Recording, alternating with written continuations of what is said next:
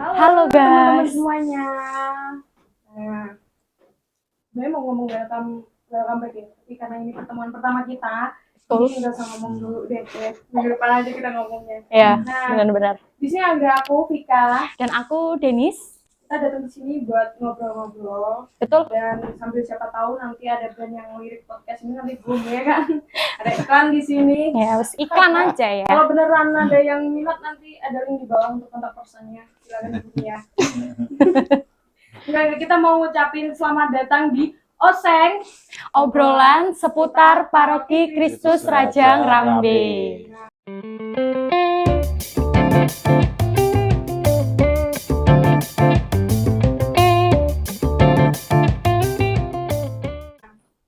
Satu kehormatan banget sih buat kita berdua ya. Betul. Kita bisa bawain acara perdana dari Komsos Paroki Kristus Raja Ngrambe. Nah, kali ini kita punya misi. Nah, misi kita ini bukan misi untuk menebar kebaikan, bukan.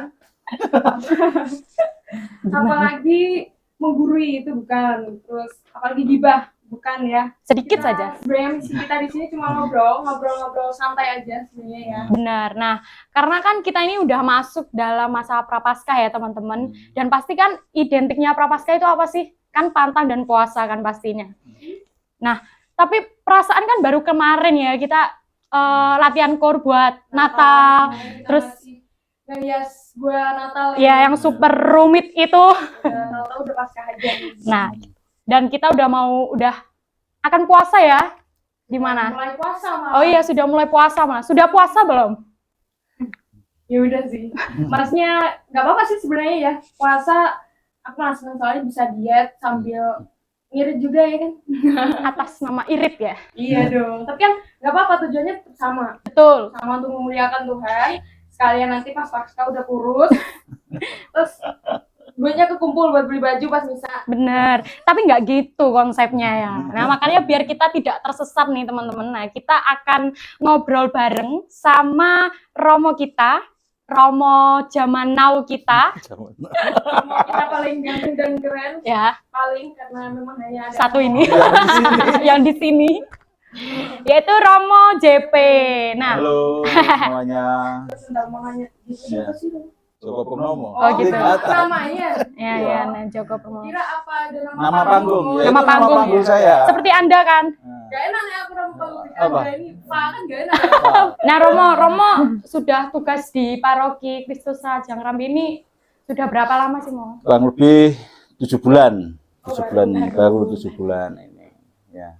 Nah, Mo, ini langsung aja ya, Mo. Ya, oke. Kita kan udah masuk masa Prapaskah kan, Mo. Nah, biasanya yang seperti aku tadi bilang identiknya sama puasa dan pantang. Ya. Tapi sebelum kita jauh ngobrol gitu, Mo. Sebenarnya banyak loh Mo di luaran sana itu. Apalagi di luar mana? Iya, di luaran sana. Ya. Itu apalagi orang awam itu tidak paham, bukan tidak paham ya. Bahkan tidak tahu menau gitu Mo. Mengenai orang Katolik, umat Katolik yang berpuasa. Artinya mereka tidak tahu kalau orang Katolik itu juga melaksanakan puasa. Ya. Nah, Romo bantu kami dong menjelaskan ke teman-teman nanti kalau ada yang tanya itu sebenarnya orang Katolik itu mengenal puasa kan, Mo? Ya. Ya, teman-teman semuanya, Denis, Vika. Kita Gereja Katolik juga ya ada tradisi gereja yang terus-menerus diteruskan sampai saat ini yaitu pantang dan puasa. Ya. Dan ini sudah dipelihara gereja, dilestarikan gereja ya sejak dulu, sejak gereja perdana, sejak terbentuknya gereja, dan juga memang akarnya juga dari Yahudi, ya kebiasaan orang Yahudi juga ada puasa demikian. Dan kita juga melihat kalau kita membaca kitab suci, di situ Yesus juga pernah berpuasa 40 hari di padang gurun sebelum Yesus itu berkarya. Jadi Yesus berpuasa di padang gurun 40 hari, tidak makan dan tidak minum.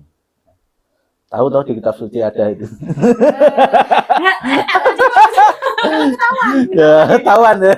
Lagi ngerti ya. Maksudnya. Di kitab suci ada diceritakan bahwa Yesus juga puasa di situ 40 hari 40 malam, tidak makan, tidak minum dan dicobai oleh iblis. Oh ya, kalau iblis saya tahu itu. Iblis. atau penjelmaannya. Jadi Yesus berpuasa dicoba iblis dan akhirnya Yesus tetap ya kuat menjalani itu, dan itu terus-menerus diteruskan gereja, terutama dalam masa Prapaskah ini selama 40 hari. Jadi kita sungguh mengenal puasa dan pantang, tapi puasa dan pantang kita memang berbeda dengan yang lain. Ya. Mungkin agama-agama lain atau tradisi yang lain mungkin juga mengenal puasa dengan caranya masing-masing. Kita juga mengenal puasa dan menghidupinya. Puasa gereja Katolik itu lebih soal pengendalian diri dan muncul dari hati. Jadi tidak, yang paling pasti yang wajib kita puasa itu ketika Rabu Abu dan Jumat Agung. Ya. Rabu Abu, mengapa? Rabu Abu karena yaitu mengawali masa Prapaskah. Sebelum kita masuk ke Prapaskah, kita masuk misalnya Prapaskah itu kita bayangkan seperti pintu gerbang kita masuk ya ke dalam masa Prapaskah. Rabu Abu itu seperti kita berada di emperan, jadi pintunya di Prapaskah ya. Kita mempersiapkan diri di situ, dan juga Jumat Agung. Jumat Agung kenapa? Kita mengenangkan sengsara dan wafat Tuhan Yesus. Tuhan Yesus ya. Itu wajib. Selebihnya ya Terserah gitu. Terserah bagaimana kita mengatur diri kita, terus mengendalikan diri kita, mengendalikan ya muncul dari hati. Ya. Karena puasa dalam gereja Katolik itu adalah wujud tanda pertobatan. Tanda pertobatan, terus tanda juga kita mau mengamalkan kasih, ya kasih kepada Tuhan dan kepada sesama. Dan lebih-lebih puasa dan pantang itu lebih ke ya bagaimana kita mengungkapkan cinta kita kepada Tuhan, kita ikut ambil bagian dalam sengsara Yesus gitu. Jadi bukan soal diet ya, Fik ya. Bukan soal diet, bukan soal hemat, ngirit ya. Itu kan anak-anak kos ya. Betul sekali, sangat paham. Anak kos sangat paham saya. Hukum puasa ya. Hukum puasa. Ya jatah bulanan saya nanti untuk. Tapi kalau tadi Romo ngomong dari hati, dari hati, karena terkadang tuh kalau aku sendiri ya, aku sendiri tuh sebenarnya kadang gengsi di rumah. Orang-orang di rumah udah puasa, masa aku makan sendiri. Iya. Melu ya. Kan itu nggak dari hati, dari ya malu aja. Masa mbaknya puasa aku enggak, bagian dari makanan juga. Dari hati itu, nanti itu dosa nggak boleh ya Romo. Nggak niat kan itu. Iya. Tapi kalau biasanya aku ditanya tuh, aku sering nggak bisa jawab nih gini. Makna puasa dari orang Katolik sendiri itu apa sih? Ya. Hanya suka diem aja, nanti dikira saya nggak pernah baca kitab suci. Iya. Nggak tahu ya. Ya teman-teman, puasa ya, dalam gereja Katolik sudah saya jelaskan tadi maknanya sebagai tanda pertobatan kita. Ya, sebagai kalau kita sungguh mau mencintai Tuhan dan mencintai sesama, wujudnya adalah ya puasa itu. Jadi puasa itu bukan soal bukan soal diet tadi, bukan soal menghemat uang belanjaan, bukan soal kita itu ya hemat tadi, terus bukan ini ada kesempatan untuk nabung banyak, bukan itu, tapi sebagai tanda pertobatan, lebih-lebih itu. Jadi kalau kita tanyai, puasanya gimana ya? Puasa saya sebagai tanda pertobatan. Dan memang kalau kita lihat, mungkin banyak orang mengira bahwa gereja Katolik kita semua itu tidak ada puasa. Iya. Ya. Tapi memang seperti yang dikatakan Yesus dalam kitab suci, ya kalau kamu berpuasa ya jangan tunjukkan kepada siapapun kalau kamu sedang berpuasa. Jadi mungkin kalian kalau di kampus, wah saya sedang puasa, gayanya lemes gitu. Tidak, tapi sungguh Yesus juga mengatakan dalam kitab suci, kalau kamu berpuasa ya seperti biasa. Iya. Berarti memang ada dasarnya ya, Iya, ada dalam kitab suci juga. Itu juga telah dihidupi sejak lama. Jadi lebih ke situ, dan masa pantang dan puasa itu juga masa penuh rahmat. Kita diundang untuk merenungkan bahwa hidup kita itu sungguh ditebus oleh Yesus melalui pengorbanan Tuhan Yesus. Ya, kita mengambil sedikit, ya, sangat sedikit sekali dari pengorbanan Tuhan Yesus untuk manusia dengan puasa dan pantang. Dan lebih-lebih ke olah hidup rohani sih, bagaimana kita juga merenungkan relasi saya dengan Yesus itu seperti apa. Tuh, Vika. Ya. Jadi nanti kalau ada yang nanya udah bisa ulti lah. Ya, ulti ya. Just gitu ya. Nah, Mo, tadi kan Ya. Romo menyebutkan ada pantang nih, Mo. Ya, Nah, pantang. mungkin kalau puasa kan udah biasa ya, di Ya. mana puasa ya, tahu lah puasa itu apa. Tapi kalau pantang nih, Nah, terus perbedaannya puasa dan pantang itu apa sih, Mo? perbedaannya. Betul. Kalau puasa, mungkin di dalam hukum gereja, kitab hukum kanonik dijelaskan kalau puasa itu ya hanya makan hanya sekali dalam sehari. Yang tentunya ada hari wajibnya tadi yang saya jelaskan, hari Rabu-Rabu dan Jumat Agung. Dan selebihnya kalau mau menambah silahkan. Mau 40 hari full juga silahkan. Dan puasa juga bukan hanya soal tidak makan, tidak minum. Ya. Puasa juga bukan ya tadi saatnya diet, bukan itu. Bukan soal makan sebenarnya. Tapi soal bagaimana mengolah hati, mengolah hidup rohani itu. Yang penting itu. Lalu pantang itu dalam kitab hukum kanonik juga dijelaskan bahwa kita misalnya kita senangnya sate. Ya. Tapi dalam masa pantang dan puasa ini, misalnya dalam 1 bulan kita bisa ya mungkin beli sate setiap hari. Mungkin kita hanya makan sate dalam 1 bulan ini ya saya cuma 1 kali. Ya. Atau saya berusaha untuk tidak makan sate selama itu. Misalnya juga orang yang sering main game ya, kalau kalian mungkin senang main game lalu terus pakai ngomong menghujat ya. Dasar bocil ya, misalnya seperti itu ya, kita bisa mungkin kita bisa membatasi, jadi memilih untuk tidak melakukan apa yang kita sukai. Artinya pantang seperti itu. Berarti tidak harus tentang makanan ya? Ya, bukan tentang makanan juga. Jadi misalnya saya senang main game. Setiap hari saya main game mungkin dari pulang kuliah sampai pagi misalnya.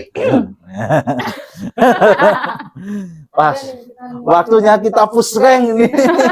Kan kalau cewek biasanya lebih ke pulang kampus, berangkat kampus pokoknya harus ada rasa-rasan. Betul, apalagi selebgram gitu. Oh iya. Ya gimana orang kita kesandungnya kadang bisa senang. Bisa ya. Itu bisa makan juga. Ya, bukan harus makan minum. Pantang juga. Benar. Pantang main game, mungkin setiap hari main gamenya itu berapa jam ya. Jadi cobalah dalam masa pantang dan puasa 40 hari ini saya untuk tidak main game misalnya. Pantang TikTokan Lebih sulit daripada pantang makan minum. Mungkin ketika TikTok dalam 1 hari saya bisa buat 5 konten pagoy misalnya. konten misal kita buat konten TikTok atau scroll TikTok, Instagram dan sebagainya ya, kita pantang untuk mengurangi itu.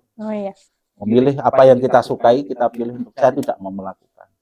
Misalnya yang merokok, teman-teman yang merokok ya, misalnya dalam masa pantang dan puasa ini, mungkin saya untuk setiap hari Rabu dan Jumat saya tidak merokok. Nah, seperti itu misalnya. Itu sebagai tadi tanda pertobatan, tanda olah rohani, olah kesalehan. Dan memang juga dijelaskan dalam kitab hukum kanonik, bila kita melanggar itu tidak dibebani oleh dosa. Tapi bukan berarti kita untuk tidak melakukan itu. Nah, kalau kita tidak melakukan pantang dan puasa itu juga menjadi pertanyaan besar dalam hidup kita. Apakah sungguh kita itu mencintai Yesus?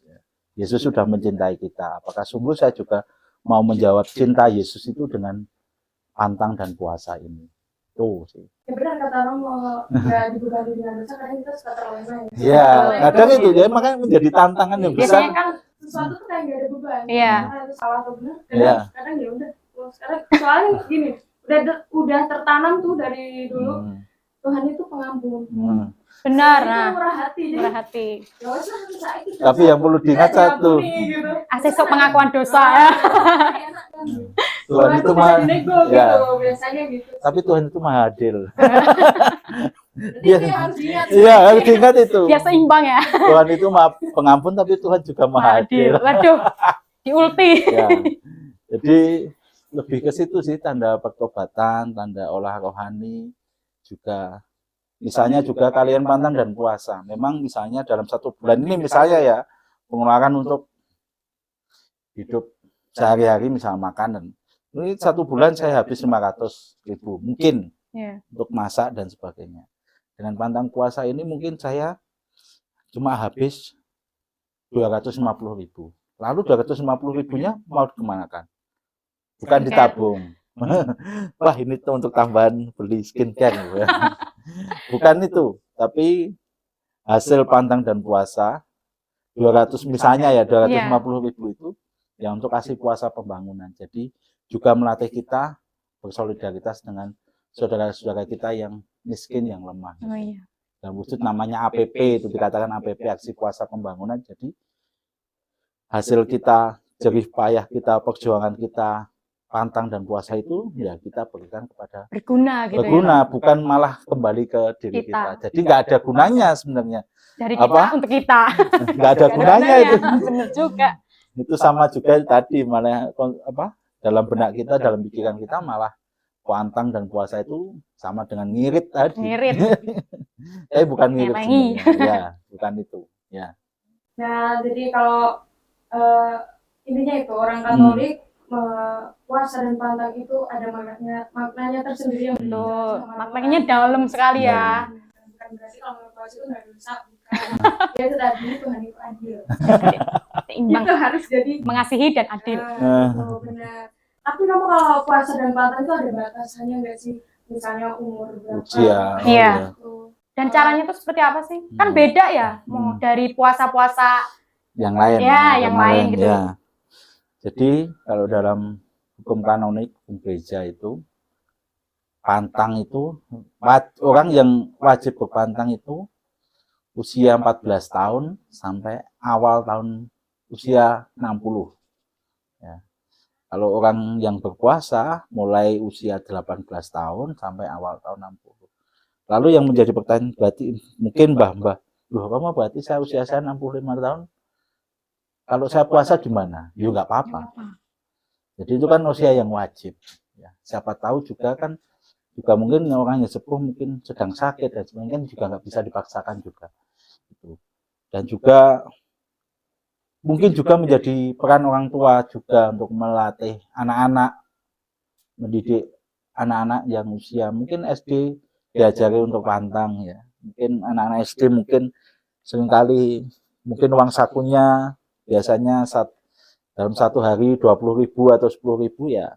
Mungkin cuma dikasih uang saku 5.000, yang 5.000 sisanya atau 15.000 sisanya ya ini untuk sebagai APP kalian. Jadi anak-anak juga bisa dilatih untuk pantang dan puasa. Pantang ya terutama. Kalau puasa mungkin jadi lebih fleksibel sih sebenarnya. Tadi bahwa pantang dan puasa gereja Katolik itu soal pengendalian diri dan soal memang dari hati. Dan mungkin orang tua juga berperan untuk mendidik iman anak-anak kecil untuk dia berpantang paling tidak. Iya, belajar ya. Belajar ya. Akan dia puasa gitu. Puasa ya, jadi lebih ke situ. Nah, kalau kita kembali lagi ke tradisi ya, tadi soalnya tertarik nih yang tradisi. Ya, tradisi. Kita tanya lebih dalam mengenai tradisi itu. Sebenarnya tradisi puasa itu sudah ada sejak gereja perdana. Gereja perdana. Jadi sejak ya setelah Yesus bangkit, Yesus naik ke surga, terus para rasul kan berkumpul, lalu turunlah Roh Kudus, Pentakosta itu. Nah, disitulah terbentuknya gereja. Dari situ para rasul menyebar, mewartakan iman, banyak orang yang dibaptis terus menjadi pengikut Yesus. Nah, di gereja perdana itu, ya ketika para rasul sudah pergi kemana-mana, mewartakan Injil, mewartakan Kristus. Ya, sejak gereja perdana disitulah pantang dan puasa itu sudah dihidupi. Dan jauh memang sebelum Katolikan ada, sebelum zaman Yesus pun juga sudah ada soal puasa dan pantang. Dan itu juga menjadi, saya kira semua agama dimanapun juga ada puasa dan pantangnya dengan cara mereka sendiri-sendiri. Ya, dan pasti semua akan berbeda, memaknainya juga berbeda. Jadi tidak bisa kita menyamakan, tidak bisa kita membandingkan. Karena tujuannya ya untuk supaya misalnya dalam gereja Katolik ya supaya umatnya juga semakin bertumbuh dalam hidup rohaninya. Demikian juga mereka juga supaya teman-teman kita dari agama-agama lain juga supaya hidup rohani mereka juga berkembang dengan cara mereka sendiri. Itu maksudnya. Jadi sejak dulu, sejak gereja perdana, tradisi pantang dan puasa, terutama lebih-lebih dalam masa prapaskah itu sudah mulai dihidupi. Dan teman-teman, pantang itu juga tidak hanya ketika masa prapaskah. Jadi sepanjang tahun pada hari Jumat itulah hari pantang. Oh, sebenarnya setiap Jumat. Setiap Jumat sebenarnya hari pantang. Mengapa hari Jumat? Yaitu untuk mengenangkan sengsara dan wafat Tuhan Yesus itu. Jadi sebenarnya sepanjang tahun setiap hari Jumat kita harus berpantang. Sebenarnya itu. Baru tahu saya. Baru tahu. Jadi tidak hanya prapaskah saja, tapi sepanjang tahun itu ya. Kita bisa berpantang setiap hari Jumat ya, teman-teman. Ya. Bisa. Misalnya hari Jumat saya tidak mau medsos. Aduh, sepertinya sangat sulit. Sangat sulit. Ya, selama Jumat sepanjang tahun. Ya. Jangan pura-pura lupa. Sepanjang Jumat saya tidak gibah, sepanjang hari Jumat saya tidak. Ya, gibah jangan hari Jumat, enggak gibah. Selamanya jangan gibah lah. Bukan hanya hari Jumat bukan saja. Bukan hanya di Jumat. Ya dilatih. Iya. Kadang mulut ini juga tidak bisa dikontrol soalnya. Itu seperti sudah melekat. Melekat ya. Apa-apa tuh gimana sekarang jadi gibah. Gibah ya. Mumpung nggak gibah tuh. Nggak asik. Ya. Kan nggak pakai sayur kan nggak enak tau. Ya. Itu yang harusnya dihindari, yang harus dipantang karena itu yang kalian sukai toh gibah. Ya, itu yang harusnya kalian pantang gibah itu. Contohnya seperti itu, sederhana. Boleh sih, boleh. Ya. Sudah terpikirkan. Nah, kalau bedanya kita puasanya orang Katolik sama teman-teman agama lain mungkin kalau mereka mungkin ada yang punya waktu tersendiri untuk membuka dan untuk puasa pada hari itu atau apakah kita juga sama? Karena tadi kan kita puasa itu nggak selalu makan minum. Ya. Apakah kita juga ada waktu-waktu untuk membuka, menutup puasa kita? Puasa dan pantang di gereja Katolik ya tadi yang prinsipnya adalah soal pengendalian diri, soal hati. Jadi pada prinsipnya puasa itu hanya makan sehari satu kali. Terserah kamu mau makan pada sarapan, mau pada saat siang, mau malam juga tidak menjadi persoalan. Kalau satu kali makan langsung banyak gitu. Satu kali makan karena kan cuma satu kali kan. Ya, berarti proses pengendalian dirinya. Tetap tidak bisa dikendalikan. Ya, berarti tidak bisa mengendalikan. Pikirannya, wah ini saya rapel ya dari pagi siang malam saya rapel pada malam enggak, bukan itu. Tapi lebih-lebih soal melatih hati, melatih pengendalian diri itu. Berarti bukan juga stok gibah kemarin dihabisin hari ini? Oh iya, enggak, bukan itu, bukan. Lebih. Jadi pantang dan puasa gereja Katolik ya kembalikan ke masing-masing pribadi, kebijaksanaan. Bagaimana kita mau mengolah hati, mengolah diri. Mengapa kok yang diberi contoh itu soal makanan? Karena makanan mengendalikan kita dengan makanan itu dirasa paling ringan. Itu yang sesuatu yang paling ringan adalah bagaimana mengontrol makan. Itu sesuatu yang paling ringan. Dinilai paling ringan bagi yang bisa. Mungkin bagi yang belum bisa itu menjadi sesuatu yang sulit ya. Jadi mengapa milih makan itu hal yang paling sederhana. Mungkin bisa mengendalikan diri dari hal yang lain. Mungkin yang suka marah, tadi teman-teman katanya yang suka gibah, mungkin suka tersinggung, terus seringkali tidak ke gereja dan sebagainya. Itu menjadi saat-saat yang baik, saat yang penuh rahmat untuk ya menyadari bahwa pertama-tama saya sungguh dicintai Tuhan, maka saya mau mengungkapkan cinta saya kepada Tuhan dengan pantang dan puasa ini. Saya mau milih misalnya, saya nggak mau gibah. Kalau diajak gibah, saya akan berani mengatakan tidak. Atau biasanya sering sekali berbohong atau menjadi toksik dalam relasi toxic people itu ya saya berusaha untuk menjadi orang yang jujur, saya menjadi orang yang baik dan sebagainya. Itu banyak cara yang bisa kita lakukan dalam pantang dan puasa ini. Berarti sebenarnya memang puasa itu bentuk dari perubahan diri Ya, kita juga lebih-lebih. merubah cara hidup kita yang Ya, lama ya, ke cara kembali. hidup kita yang baru. Ya. Dan terutama kesadaran ya. Betul. Nah, tuh cepat sadar tuh. Domba yang hilang. Domba yang hilang seperti Domba yang kita. tersesat. Cepat sadar kamu. Balik sini, balik. Balik sini. Allah sedang menunggu kamu. Allah sedang menunggu kamu. Nah, Kembali ke dalam persekutuan. Iya, benar. Balik persekutuan kepada gereja. Nanti bersama-sama kita akan bahagia abadi sama Allah di surga. Haleluya, amin. Haleluya, amin. Ya. Nah, Mo, kalau perbedaannya nih, Mo, puasa kita dengan puasa yang lain gitu loh. Perbedaan yang paling apa ya? Ketara sih. Paling kelihatan. Nah. Paling kelihatan mungkin soal aturan sih. Ya, mungkin ya sama tujuannya pasti puasa dari yang lain pasti tujuannya memang pengendalian diri sih. Tapi mungkin dengan agama yang lain atau dengan aliran kepercayaan lain mungkin lebih apa ya? Peraturan atau perintahnya lebih tegas. Ini waktunya ini dan ini. Ya. Itu menurut mereka dan cara mereka supaya mengajak umatnya untuk mengendalikan diri. Kalau kita ya sudah kamu hanya makan puasa itu hanya makan kenyang 1 kali sehari, hanya sekali ya. Dan selebihnya kamu mau milih pagi, siang, malam terserah. Jadi kalau dilihat secara aturan, secara saklek ya itu kita tidak kelihatan. Iya. Tapi lebih-lebih ya itu yang menjadi soal yang sama adalah soal bagaimana mengendalikan diri dan soal ulah rohani itu. Betul. Ini mungkin yang dengan agama yang sama soal itu, tapi ya soal caranya itu kadang yang berbeda. Ya, benar. Oke, yang terakhir mungkin Romo berikan kami tips-tips. Nah, kita mau menjalani puasa agar puasanya lancar. Tidak puasa 40 hari ya, tidak tergoda dengan iblis-iblis. Domba-domba yang tersesat. Benar. Ya. Tipsnya, Romo. Tipsnya. Betul. Tipsnya pertama adalah bahwa puasa dan pantang kita saya mengingatkan bukan soal makan dan minum, bukan soal diet, bukan soal bagaimana kita menghemat. Bahwa pertama-tama yang perlu disadari adalah saya puasa dan pantang ini sebagai wujud cinta saya kepada Tuhan dan sesama. Saya pantang dan puasa ini sebagai tanda pertobatan. Saya ingin semakin mendekatkan diri saya, relasi saya dengan dekat dengan Tuhan.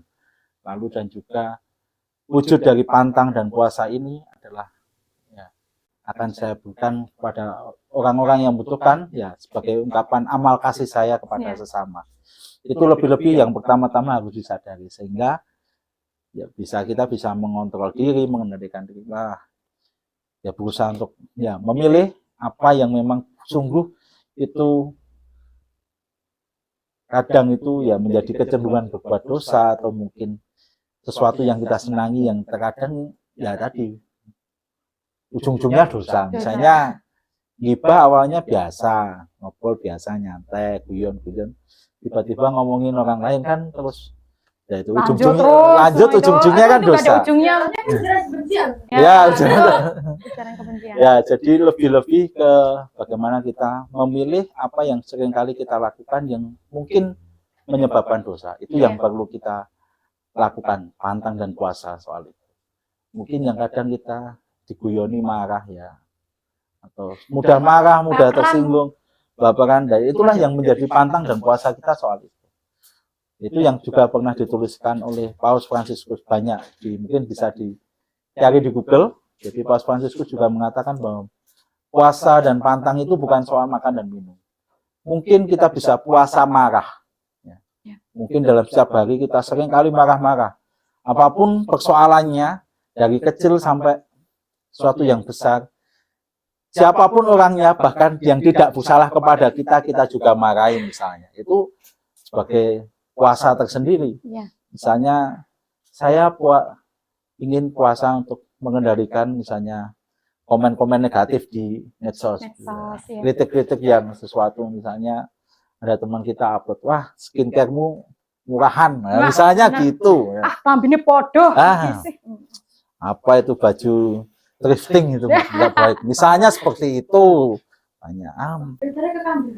ah Nah, itu ya, benar-benar. kelihatan nih pakai filter ya, misalnya itu kita puasa untuk tidak mengatakan itu di medsos. Di hati juga. Iya. Ya. Terus puasa juga flexing itu memamerkan sesuatu yang ya supaya kelihatan kaya dan sebagainya. Atau wah, HP ku ini ya iPhone, lambang iPhone, ya, sambil nunjuk-nunjukkan ini. Itu kan flexing supaya kelihatan wah, sehingga dipuji banyak orang. Itu juga menjadi puasa tersendiri. Jadi lebih-lebih soal pengendalian diri dan juga tanda pertobatan, olah rohani bagi kita semua. Itu yang jadi silahkan kalian memikirkan, merenungkan apa yang kiranya sesuatu yang kadang itu menjatuhkan kita dalam dosa. Itulah yang bisa menjadi pantang dan puasa kita semua. Betul. Jadi buat teman-teman, mulai saat ini selamat berjuang mengendalikan diri, mengontrol diri kita dan berusaha untuk lebih baik meninggalkan hidup kita yang lama dan masuk di hidup kita yang baru. Satu lagi. Oh ya. Satu lagi, yang ini yang paling penting. Pantang dan puasa Gereja Katolik tidak lepas dari doa dan ekaristi. Nah, kalau tanpa doa dan ekaristi ya tadi sama ujungnya bahwa pantang dan puasa kita itu hanya nanti mungkin menjadi konsep bagi kita, pikiran kita hanya soal diet dan mungkin hanya soal apa? Ngirit mungkin hanya soal ya ini soal hanya perintah begitu saja, soal wajib dan tidak wajib. Jadi doa dan ekaristi, membaca kitab suci, merenungkan sabda Allah, maka juga ada pendalaman iman itu juga yang harus dihidupi. Lalu ada pada jalan salib. Nah, hal seperti itu yang harus juga dihidupi dalam masa Prapaskah ini, sehingga doa pantang dan puasa itu juga tidak lepas dari doa dan ekaristi dan devosi-devosi yang lain. Itu yang paling penting. Selain kita meninggalkan hidup kita yang lama, intinya satu, bertobatlah. Dan percayalah pada Injil. Ya, betul. Ya, itu. Oke, ternyata kita sudah sampai di penghujung acara, teman-teman. Buat teman-teman yang punya pertanyaan-pertanyaan atau mungkin request guest star, betul. Selanjutnya kalian drop di kolom komen di bawah. Ya. Latihan lah. Jangan lupa dulu subscribe-nya. Ya. Jangan lupa subscribe-nya, terus nanti tadi teman-temannya berminat untuk UMKM terdekat, ya kan? Itu biar nanti kita makin semangat lagi ya, makin rame. Betul, usaha lah ini. Ya. Terima kasih Romo sudah ikut menjawab pertanyaan-pertanyaan kita dan umat-umat awam yang lainnya. Ketidaktahuan kita ya Mo, terima kasih sudah dijawab. Buat teman-teman semua, selamat memasuki, selamat menjalani masa Prapaskah. Semoga tetap dalam sukacita Tuhan Yesus Kristus. Oke, kalau gitu kami pamit dan sampai jumpa di episode selanjutnya.